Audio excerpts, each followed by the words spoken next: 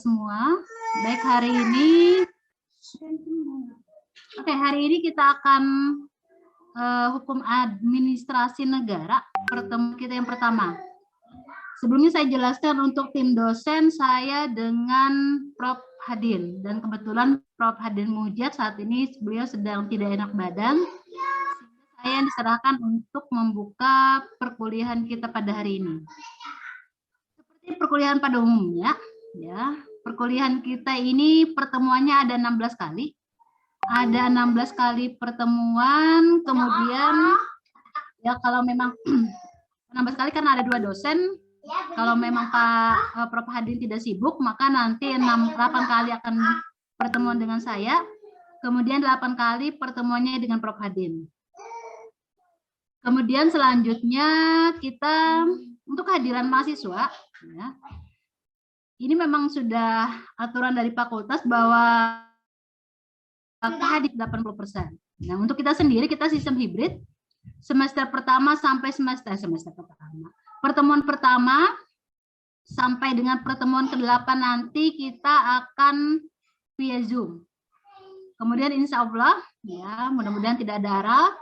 Di pertemuan ke-9 sampai dengan pertemuan terakhir, kita nanti akan tatap muka. Jadi kita bergiliran dengan semester 4.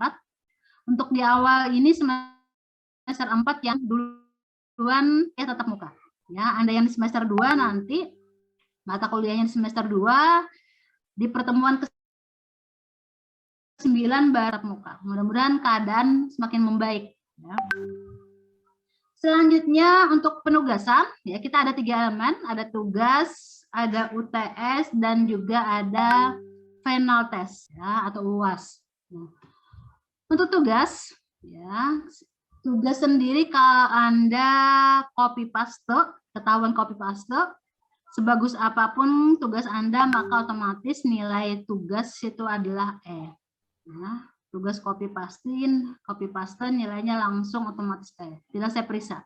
Karena biasanya kadang itu ketahuan. Ada yang makalahnya sama sampai beberapa orang mahasiswa. Atau bahkan ada yang tugasnya itu dia copy paste dari internet. Nah, itu ketahuan nanti. Kemudian seperti mata kuliah yang biasa saya ajar, saya juga memperhitungkan bagaimana keaktifan dalam perkuliahan. Artinya apa? Dalam 16 kali pertemuan, kalau misalnya Anda tidak pernah lalai atau tidak hadir, selalu hadir dalam setiap pertemuan, maka nanti itu akan saya anggap bahwa sebagai nilai tambahan bagi keaktifan. Kalau misalnya total nilai Anda itu adalah C, ya, ketika saya melihat keaktifan Anda, pertemuannya selalu hadir, ya, full, maka otomatis nanti mungkin ya nilainya itu akan ditambah, ya. Ini sesuai dengan keaktifan Anda pada saat kuliah. Itu memang biasanya saya perhitungkan. Kemudian ya kita via, tentu tidak ada penitipan absen. Kalau dulu biasanya absen kertas, ya selalu ada absen yang nitip. Ya, karena si Mari masing-masing milik punya akun, ya pasti masing-masing yang mengisi daftar hadir. Kemudian selanjutnya, nah ini bahan kita untuk mata kuliah hukum administrasi negara. Nah, ada bukunya Prof. Hajon, Pengantar Hukum Administrasi Indonesia.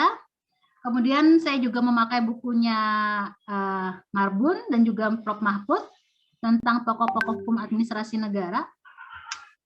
Kemudian saya pakai bukunya Ridwan terkait pengantar hukum administrasi negara. Ya. Kemudian ada bukunya CST Kansil, itu modul hukum administrasi negara.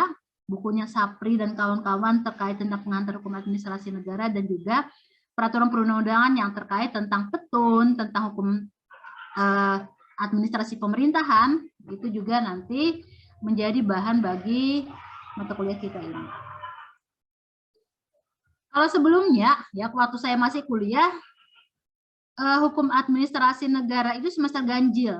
Ya, jadi kalau tidak mengambil mata kuliah hukum tata negara, dia tidak bisa mengambil hukum tata negara dengan hukum administrasi negara, semua ada semester genap, semester 2. Ya. Padahal kalau kita lihat, ya, kalau kita bicara hukum administrasi negara, ini harus juga sebenarnya dia sudah tahu tentang hukum tata negara. Cuman karena Anda di semester yang sama, mau tidak mau Anda harus secara seimbang ya mempelajari hukum tata negara dan di sisi lain itu juga hukum administrasi negara. Jadi dua ini secara seimbang, secara bersama-sama harus Anda kuasai. Ya. Jadi memang lebih susah dibanding saya karena saya dulu HTN dulu. Karena sebenarnya administrasi negara ini adalah pecahan dari hukum tata negara. Ya. Dulu hanya ada hukum tata negara, tidak ada hukum administrasi negara. Tapi dengan berkembangnya bagaimana sistem hukum negara-negara dunia, sehingga akhirnya muncullah hukum administrasi negara. Cuman saya sebentar ingat bukan kipas angin, mudah-mudahan suaranya tidak terlalu mengganggu. Ya. Sebenarnya hukum tata negara ya, dengan hukum administrasi negara itu campur, jadi satu. Sampai akhirnya dia memisahkan diri. Karena memang hukum tata negara itu bersifat statis, hukum administrasi negara itu bersifat dinamis. Sehingga akhirnya hukum tata negara ketinggalan dan hukum administrasi negara yang selalu berkembang dalam setiap waktu. Sebelum kita jauh membahas tentang bagaimana hukum tata negara, hukum administrasi negara, ketika kita bicara hukum, ya, hukum administrasi negara, kata awalannya adalah hukum. Ya. Jadi sebenarnya hukum administrasi negara ini kita bicara tentang bagaimana hukum yang berlaku. Hukum yang berlaku pada saat ini. Terkait tentang bagaimana sekarang ini adalah hukum modern, hukum yang tertulis. Di sisi lain, kita bicara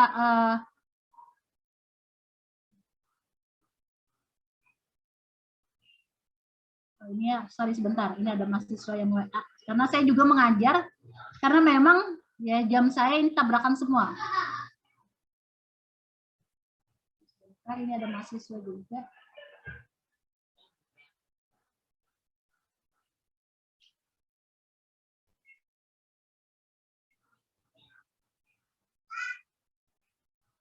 Oke. Ketika kita bicara hukum administrasi negara, ada hal-hal dasar yang memang harus kita pahami dulu. Tentang bagaimana hukum administrasi negara yang ada kita jalankan. Yang pertama, ya kita bicara tentang bagaimana konsep hukum itu sendiri. Tahu bahwa negara kita adalah salah satu negara hukum. Nah, ini secara tegas itu sudah disebutkan di dalam pasal 1 ayat 3 Undang-Undang 1940. Nah, kalau sebelumnya, sebelum amandemen kita memang juga negara hukum, tapi itu dalam batang tubuh kita tidak temukan pernyataan secara tegas seperti ini. Kalau dulu kan kita hanya melihat di dalam yang namanya penjelasan. Ya.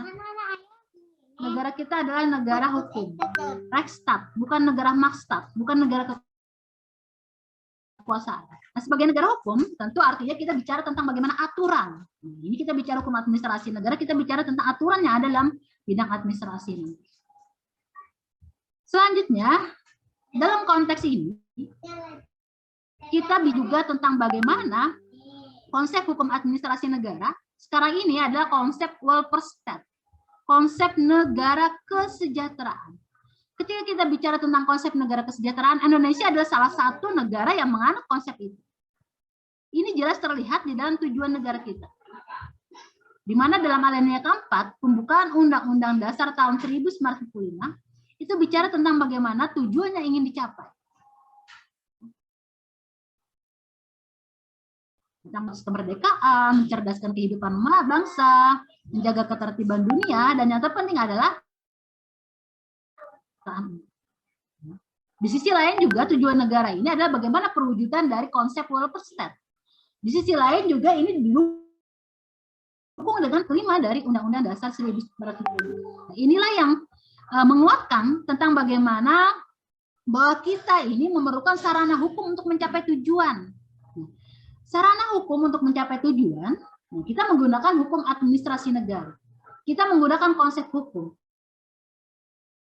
Kita tahu mana yang ada dalam pembukaan Undang-Undang Dasar tahun 1945 itu sendiri.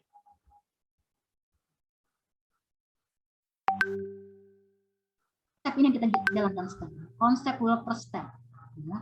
Jadi kita bicara tentang bagaimana hukum administrasi negara, artinya kita bicara tentang negara, kita bicara negara hukum dalam arti tertulis, kita bicara tentang konsep welfare state, konsep negara kesejahteraan. Itu harus kita ingat kata kunci ketika kita bicara terkait tentang bagaimana hukum administrasi negara ini.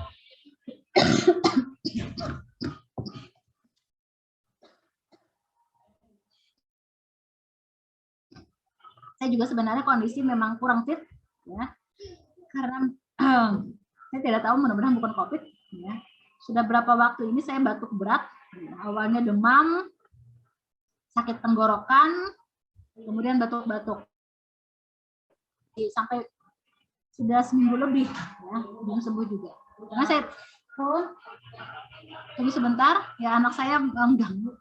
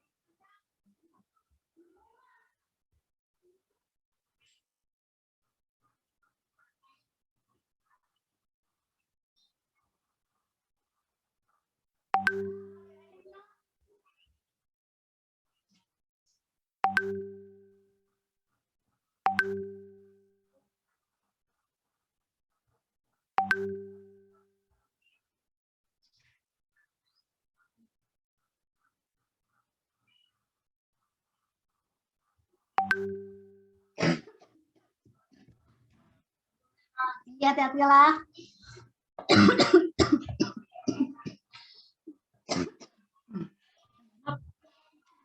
Agak mengganggu saya batukan, ya. Semakin nambah banyak bicara, semakin gatal rasanya tenggorokan. Memang mau tidak mau karena kewajiban. Oke. Ketika kita lebih lanjut, ya, untuk mencapai tujuan juga di sisi lain ada fungsi yang ingin dilakukan oleh hukum administrasi negara dalam mengaplikasikan apa yang menjadi amanat tahun 1945. Nah, 3 fungsi hukum administrasi negara, ya, apa yang ingin dicapai, apa yang ingin dituju, ya, yang ingin diwujudkan oleh Undang-Undang Dasar tahun 1945. Yang pertama, itu tentu ada pemerintah. Atau dengan kata lain, kalau dalam istilah hukum administrasi ini, badan atau pejabat tata usaha negara. Ya. Badan atau pejabat TUN. Istilah yang digunakan, yang familiar di dalam hukum administrasi negara. Atau dengan kata lain, ya, dalam arti sempit itu adalah pemerintah. Pemerintah di sini, dia adalah sebagai sarana negara. Karena negara tidak bisa tercapai tujuannya kalau tidak ada yang menjalankan. Nah, yang menjalankan siapa? Yang menjalankan adalah pemerintah, badan atau pejabat TUN. Nah, tentu dalam menjalankan tugasnya, dalam rangka mewujudkan apa yang menjadi tujuan negara, pemerintah tidak bisa langsung bekerja. Karena kita adalah konsep hukum, ya, konsep negara hukum, dan negara hukum modern saat ini adalah dalam bentuk hukum yang tertulis. Maka yang kedua, fungsi hukum administrasi negara, pemerintah atau badan pejabat TUN ini, dia sebelum bekerja itu harus membuat kebijakan terlebih dahulu. Harus membuat aturan terlebih dahulu. Kalau tidak ada aturan, tidak ada kebijakan, ya, terlebih dahulu, maka artinya dapat kita katakan badan atau pejabat TUN telah melakukan tindakan penyalahgunaan wewenang. Karena bukan wewenang, tidak, kebijakan dibuat terlebih dahulu, harus ada aturan yang melandasinya terlebih dahulu. Ya. Kan, atau peraturan ini. Kemudian yang ketiga, pemerintah sekaligus mempunyai wewenang memberikan sanksi terhadap hukum administrasi negara. Ya. Nah, pemerintah atau badan pejabat TUN, dia satu sisi membuat kebijakan. Tentu saja dalam sebuah kebijakan ini harus ditaati. Namun terkadang dalam praktek dalam persoalan di mana kebijakan tersebut tidak ditaati. Kebijakan tersebut dilanggar.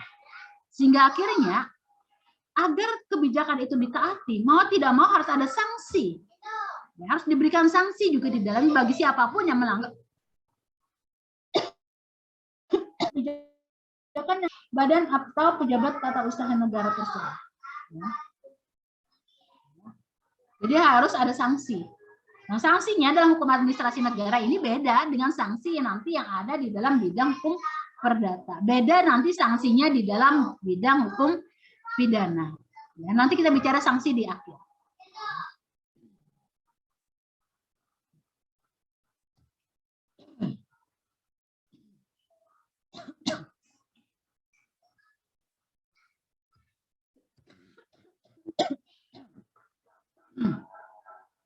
Oke.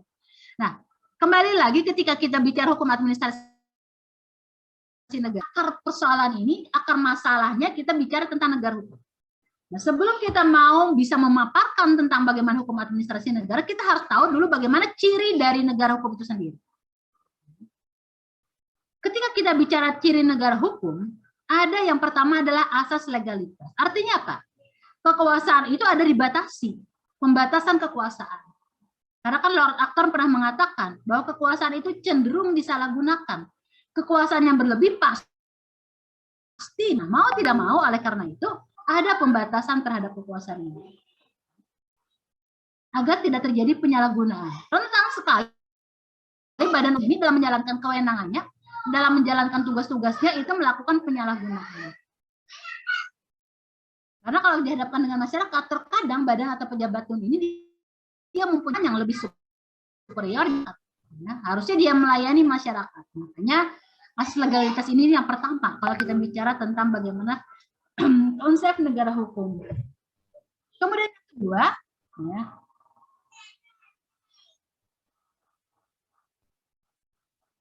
kita bicara terkait tentang perlindungan. Karena di sisi lain,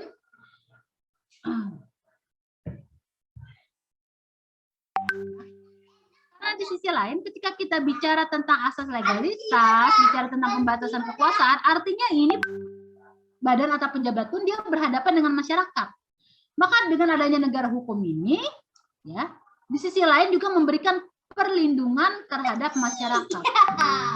Perlindungan dalam aspek hukum administrasi, dalam aspek hukum hak asasi manusia.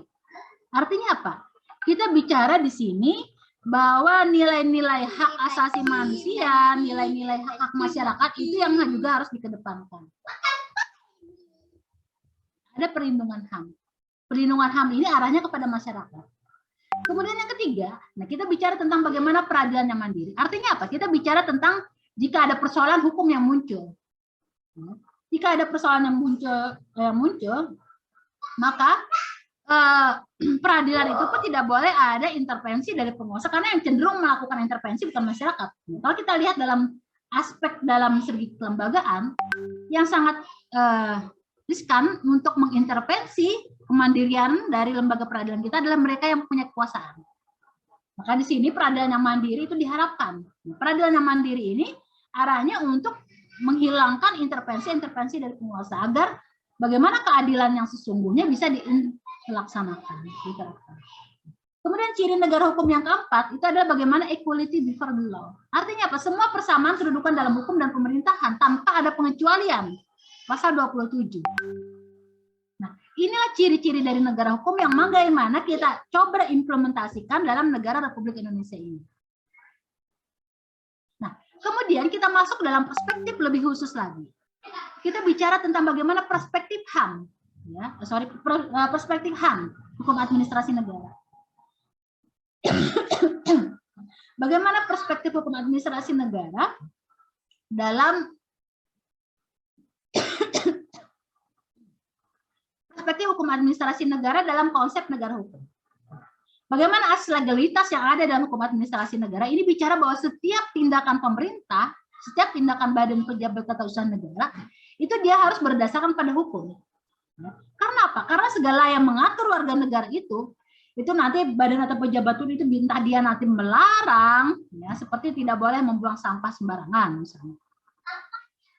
Kemudian membebani. Membebani ini seperti membayar pajak, membayar retribusi, ini kan artinya membebani masyarakat.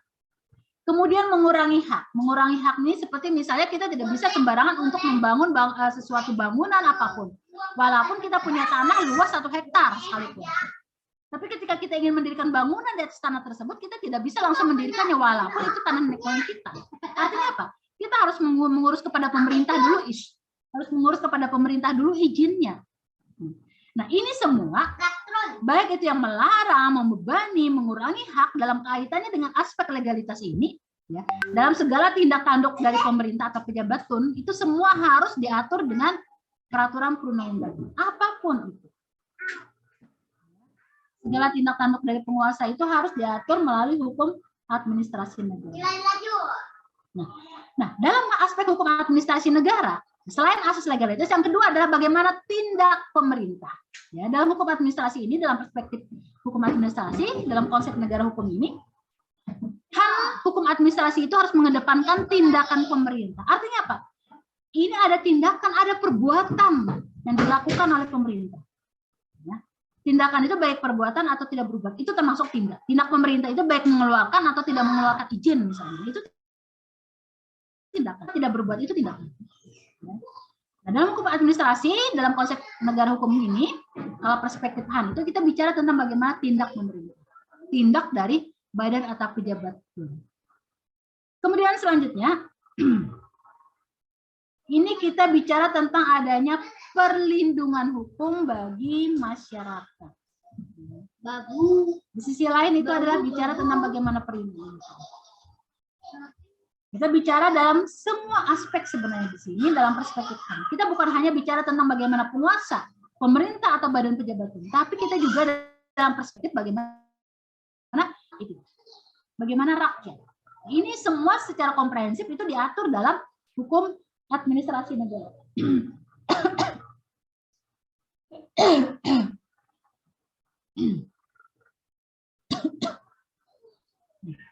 Tadi kita bicara tentang tindak pemerintah. Yang kedua kita bicara tadi tindakan pemerintah. Tindakan pemerintah itu tidak asal bertindak. Ada asal bagaimana keabsahan dari tindak pemerintah itu. Ada 3 terkait tentang bagaimana keabsahan dari tindak pemerintah. Yang pertama secara prosedur, yang kedua secara wewenang, dan yang ketiga secara substansi. Secara prosedur artinya apa? Segala sesuatu yang dilakukan oleh pemerintah itu, tindakan pemerintah itu, perbuatan pemerintah harus dilakukan sesuai dengan peraturan perundang-undangan. Apapun itu tindakan, semua harus didasarkan dari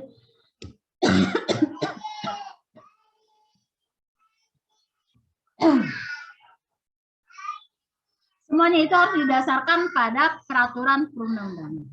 Ini yang pertama yang harus kita pahami. Ya. Keabsahan tindakan pemerintah ini dia harus berdasarkan dari perundang-undangan sesuai prosedur. Sesuai prosedur artinya sesuai dengan apa yang ada diatur dalam peraturan perundang-undangan. Kalau tidak sesuai dengan peraturan perundang-undangan, artinya dia tidak sesuai dengan prosedur. Ya. Kemudian wewenang. Ini penting untuk melihat bagaimana keabsahan dari tindak pemerintah.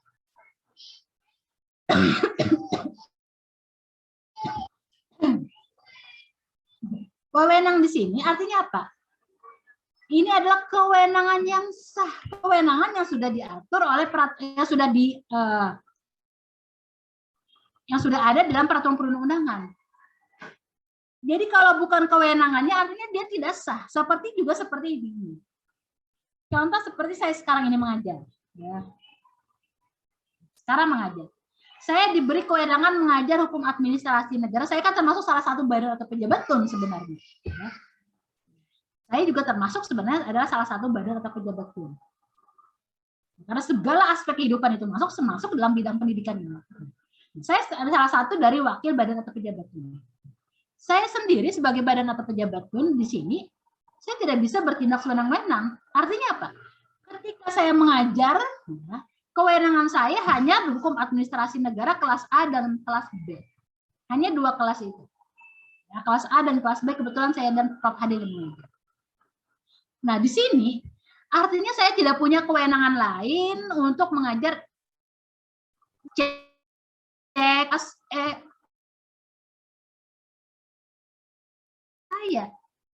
Karena dari kewenangan yang telah diberikan oleh Dekan, saya hanya diberikan kewenangan untuk mengajar kelas A dan B. Artinya secara penuh saya hanya punya 2 kelas ini untuk dikelola. Saya tidak punya kewenangan yang sah untuk mengelola kelas yang lain. Nah, ini artinya kita bicara tentang bagaimana kewenangan bahwa tindakannya harus berdasarkan pada kewenangan yang sah. Substansi. Ketiga ada substansi.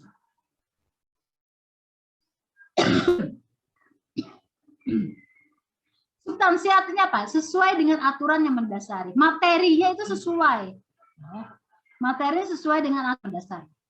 Lalu sesuai dengan prosedur, sesuai wewenang, sesuai dengan substansinya. Substansi isinya. Ini harus kita ingat terkait tentang bagaimana keabsahan dari tindakan pemerintah.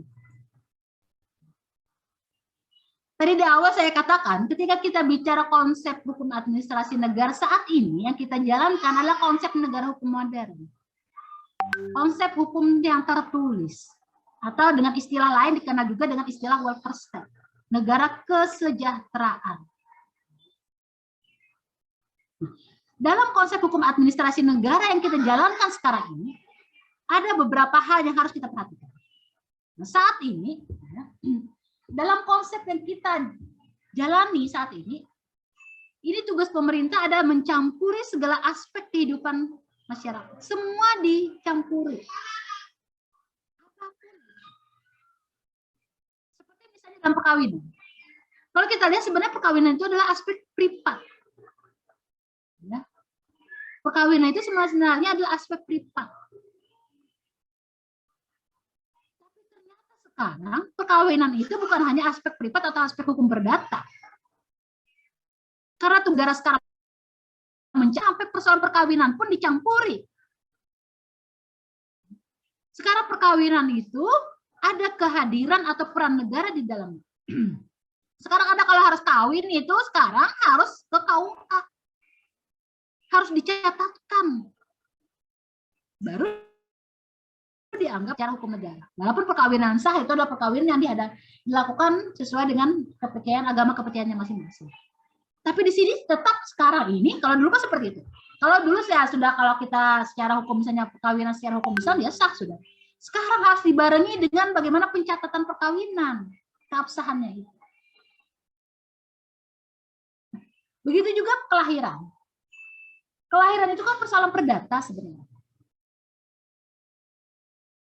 Seorang berkeluarga, punya anak, ya, hamil, kemudian melahirkan, itu persoalan pribadi, privat, ya, kelahiran ini. Tapi sekarang, kalau melahirkan, anak ini juga harus dibebani bagaimana misalnya akte kelahiran harus segera diurus. Nggak bisa kita melahirkan, kalau dulu orang tua melahirkan ya sudah, selesai. Nggak ada pencatatan-pencatatan. Nah sekarang negara hadir di dalamnya, nggak bisa lahirkan begitu ya sudah selesai, nggak ada melapor ke kantor kecamatan, catatan sipil sampai catatan sipil nggak ada dulu. Saya aja Pak punya akte kelahiran ya karena saya adalah produk zaman bahula. Saya tidak punya akte kelahiran. Saya punya akte kelahiran setelah umur 30 tahun, setelah ada pemutihan waktu itu. Baru dibikinkan akte kelahiran sama orang tua saya. Karena zaman saya dulu dan dulu tidak dicari. Dulu yang penting ada ijazah, mau masuk TK yang penting ditulis aja di formulir itu, nggak ada dicari akte kelahiran. Nah sekarang anak sekolah mau sekolah harus ada dicari oleh sekolahnya akte kelahiran. Kemudian masuk SD, SMP, SMA semua dicari sekarang akte kelahiran. Bahkan sekarang ada yang namanya kartu identitas anak, semacam KTP untuk anak. Dulu nggak ada Kiai. Nah ini ya. Karena semakin banyak pemerintah mencampuri segala aspek sehingga akhirnya kita kebebasan pribadi tidak ada. Ya. Semua harus ada sepengetahuan negara.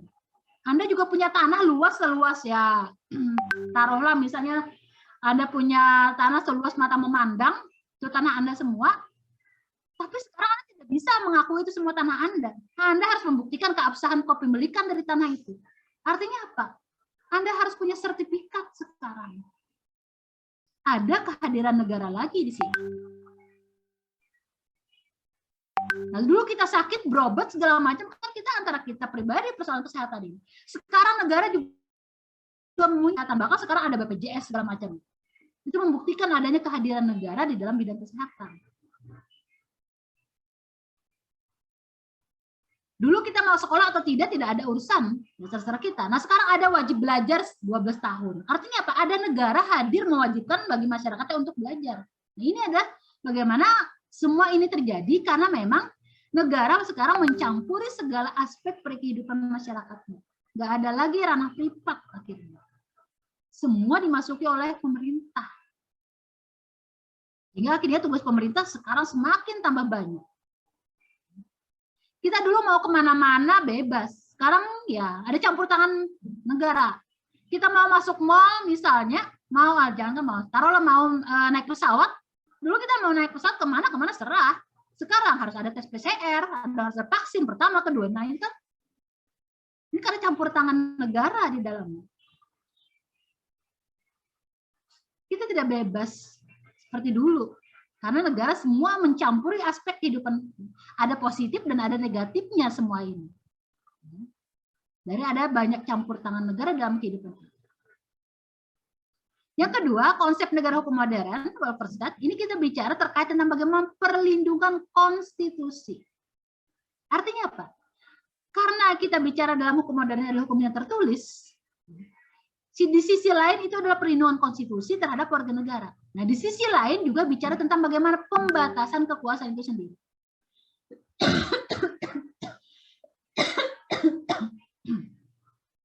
Kita bicara tentang pembatasan kekuasaan. Nah, ini dua aspek ini.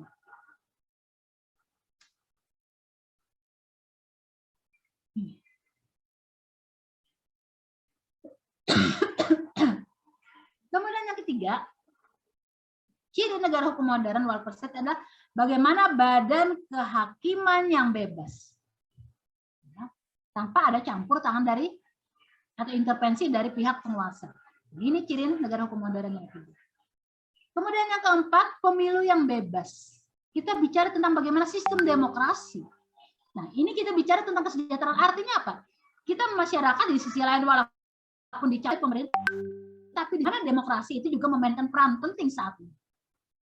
Salah satunya ya melalui bagaimana pemilu yang bebas adalah salah satu konsep dari model welfare state. Kemudian di sisi lain adalah kebebasan menyatakan pendapat. Cuman memang jangan sampai kebablasan kalau kita bicara tentang bagaimana kebebasan menyatakan pendapat tersebut.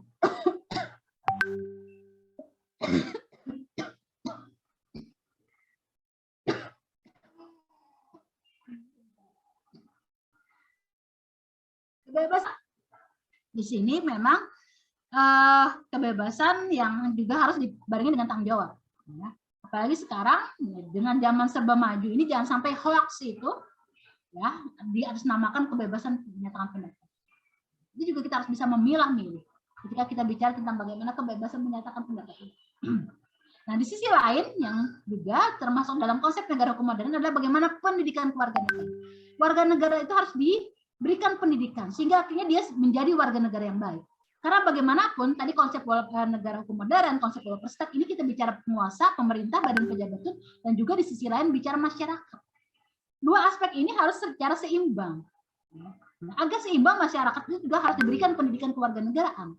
Agar masyarakat juga mengetahui bagaimana tugasnya, perannya, kemudian peran masyarakat di dalam kehidupan berbangsa dan bernegara. Ini ketika kita bicara tentang bagaimana konsep negara hukum modern atau konsep welfare state sekarang ini. Oke, sampai di sini dengan saya mohon maaf saya tidak bisa lama-lama, suara saya sudah agak semakin tambah parah. Ya, mudah-mudahan suara saya bisa didengar. Saya tidak membuka presensi karena ini juga jumlahnya sesuai dengan presensi, jadi saya anggap hadir semua ya, jadi tidak perlu mengisi presensi. Oke, ada yang ditanyakan sebelum diakhiri? Ini hanya sebagai pembuka, mudah-mudahan kondisi saya juga semakin lebih baik, kondisi Pak Prof. Hadin juga lebih baik, sehingga akhirnya kita bisa pukulan secara full. Cuma saya mohon maaf ya, saya hanya ini karena suara saya semakin kecil, semakin rasanya tenggorokan semakin gatal. Ya. Oke, saya akhiri sampai di sini dulu. Assalamualaikum warahmatullahi wabarakatuh. Waalaikumsalam warahmatullahi wabarakatuh. Terima kasih banyak, Bu. Terima kasih, Bu. Cepat sembuh, Bu. Masih banyak pula, semoga sehat, sembuh.